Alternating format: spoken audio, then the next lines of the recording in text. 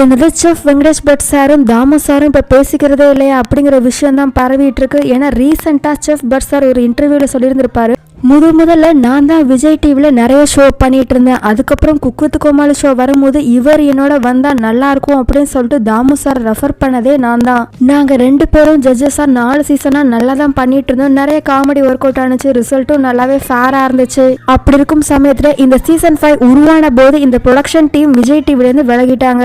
அதுக்கப்புறம் இதே production team Sun டிவிக்கு போகும்போது என்னையும் சன் டிவிக்கு கூட்டிட்டு போனாங்க. நானும் ஃபர்ஸ்ட் தாமு சார் நீங்கள் அங்கே வரீங்களா அப்படின்னு சொல்லும் போது ஓகேன்னு சொல்லி தாமு சார் ஒரு வீடியோ கூட போட்டிருந்திருப்பாரு, நானும் குக் வித் கோமாளி ஷோலேருந்து குவிட் பண்றேன் அப்படின்னு சொல்லிட்டு. ஆனா உடனே அந்த வீடியோவை டெலீட் பண்ணிட்டாரு.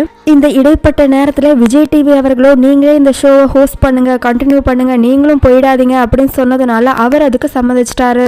ஆனா நானும் இவர் நம்மளோட வருவாரு, சேர்ந்து பண்ணலாம் அப்படின்னு நினைச்சிட்டு இருந்தேன். அதே சமயம் என்கிட்டயும் அப்ரோச் பண்ணாங்க இந்த ஷோ விட்டு போகாதீங்க அப்படின்னு சொல்லிட்டு. ஆனா எனக்கு உடன்பாடு இல்லை, எனக்கு பழைய டீம் எங்க இருக்கோ அங்கதான் போக விருப்பம். ஸோ அதனால நான் சன் டிவிக்கு ஓகே சொல்லிட்டேன், அவர் விஜய் டிவிக்கு ஓகே சொல்லிட்டேன் அப்படின்னு சொன்னது மட்டும் இல்லாம அன்னில இருந்து எங்களோட பேச்சு கொஞ்சம் கம்மியாயிடுச்சு, பேசுறதே இல்லை அப்படின்னு ஒரு விஷயத்தையும் சொல்லியிருந்திருக்காரு பட் சார்.